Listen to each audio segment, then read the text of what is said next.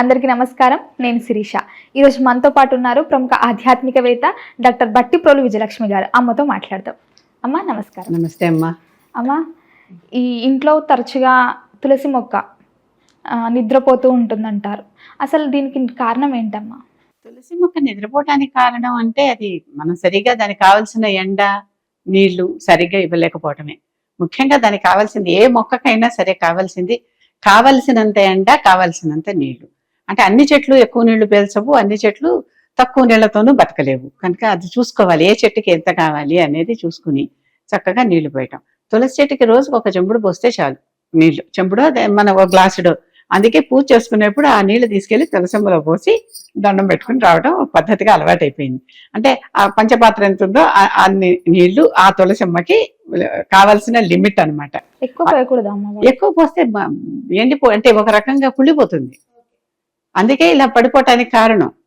కనుక అది ఎంత పోయాలో అంతే పోయాలి. అంతకంటే ఎక్కువ పోస్తే ఇలా మళ్ళీ ఎక్కువైపోతుంది. అది నేలలో పెట్టేసామనుకోండి, నేలలో పెడితే ఆ నీళ్లు పక్కకి వెళ్ళిపోయినంతసేపు అక్కడ పోసినా పక్కకి వ్యాపించేస్తాయి నీళ్లు, దాని కిందనే ఉండవు.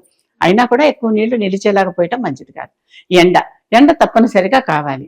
ఎంత చక్కగా మంచి అంటే అలాగని విపరీతంగా మాడిపోయే ఎండ కాదు, ఒక రకం కొద్ది పాటి మోతాదులో ఎండ కూడా ఉండాలి దానికి.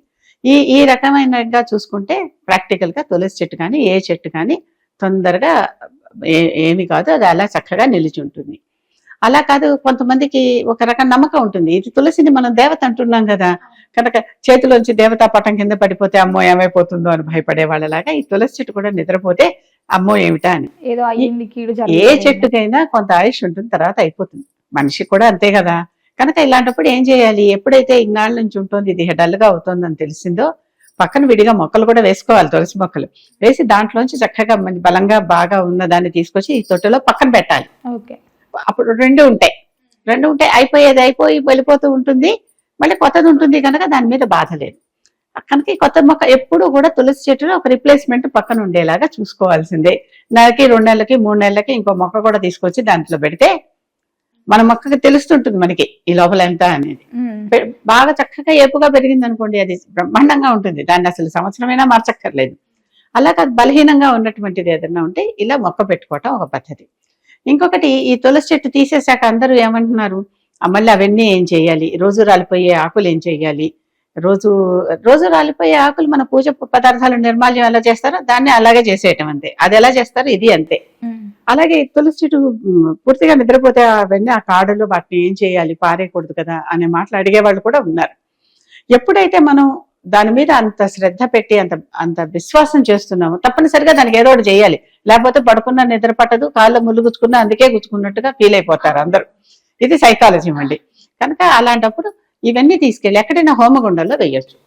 హోమగుండాలు గుళ్ళల్లో ఏదో ఒకటి హోమాలు చేస్తూనే ఉంటారు కదా, ఆ గుళ్ళలో సంచిలో పెట్టి ఇవన్నీ తీసుకెళ్లి తులసి మొక్కలండి మా ఇంట్లోవి ఇలా నిద్రపోయాయి, మీరు హోమానికి వాడినప్పుడు ఈసారి సమిధలుగా వీటిని వాడేసేయండి, వాళ్ళు వాడేస్తారు.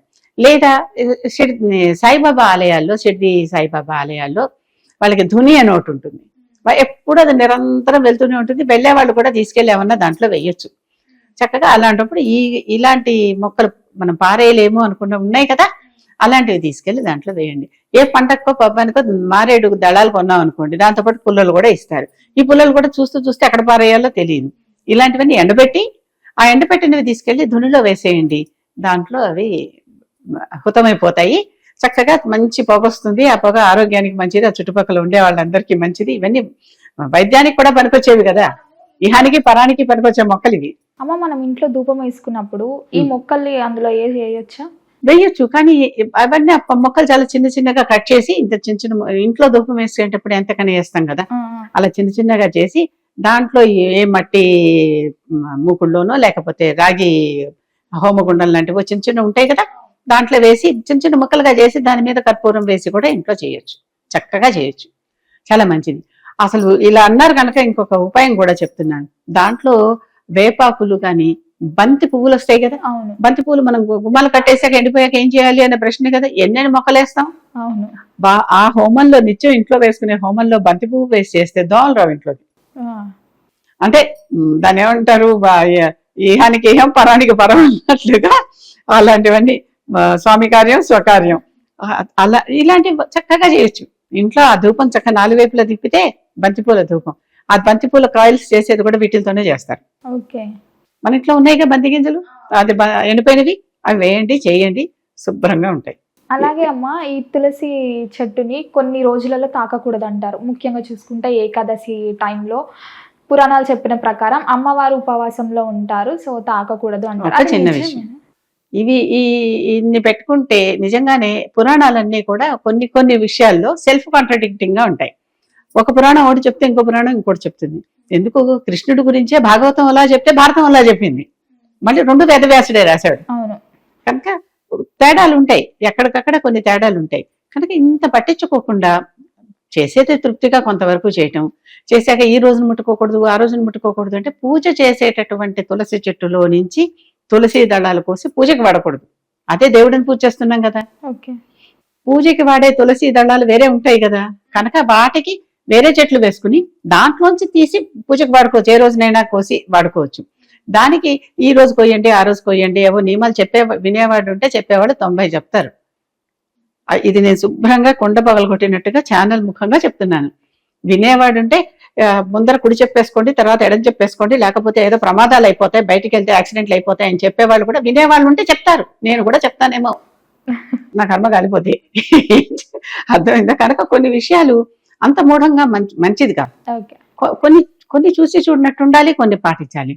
ఇప్పుడు తులసి చెట్టు దేవత అని చెప్పి నీళ్లు పోసి దాన్ని పసుపు కుంకుమ పెట్టి పువ్వు పెట్టి చేస్తున్నప్పుడు ఆ దేవత అనుకున్నప్పుడు దాని నుంచి ఎలాగొస్తాం? కనుక పక్కన వేరే తులసి చెట్లు ఉన్నాయిగా, వేసుకోవాలి. ఆ తులసి తీసుకెళ్లి ఇంట్లో సాలగ్రామం ఉన్నా, ఇంట్లో మనకి లక్ష్మీదేవి ఉన్నా, ఎవరున్నా కూడా ఒక్క గణేశుడికి తప్ప తులసితో అందరికీ పూజ చేయొచ్చు. గణేశుడికి తులసితో పూజ ఎందుకు చేయకూడదు అని అంటే అర్థం ఏంటంటే, ఒకసారి తులసి గణేశుడిని చూసి పెళ్లి చేసుకోమని అడిగితే నువ్వు నాకు తల్లి స్థానంలో ఉన్నావు, నేను నిన్ను చేసుకోను, తప్పు, ఇలాంటి మాట లేనిపోని ఆలోచన నీకు వచ్చింది కనుక ఇక నుంచి నువ్వు నా పూజలో పనికిరావు అన్నాడు. అందుకే తులసి పెట్టారు అక్కడ. అందుకని గణేశుడి పూజలో తులసి ఒక వినాయక చవితి నాడు మాత్రమే వాడతాము, ఇంకెప్పుడు వాడం. అది నియమం తులసికి, అంతే. ఓకే అమ్మ, మొత్తం మీద తులసి చెట్టుని ఎలా పూజించాలి, ఏ రోజులలో తాకూడదని మాకున్న అపోహని తెలియజేసినందుకు ధన్యవాదాలు.